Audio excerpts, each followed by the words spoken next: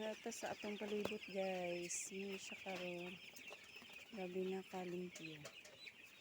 Nabidyo ko lang itong unang adlaw.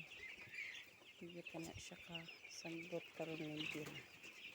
Itong mga manok guys. Mga piso na to. Nga siya guys. Ang atong balahoga. Line feeder man di siya. Karon tube feeder na ta. Nga siya.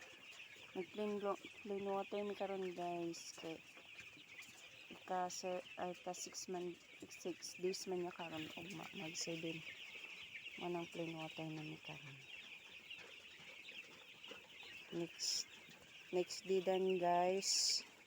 Kuan na din iyang vitamins tulo. Sa isa ka adlaw, tulo ka medication ang ilang madawat. Na.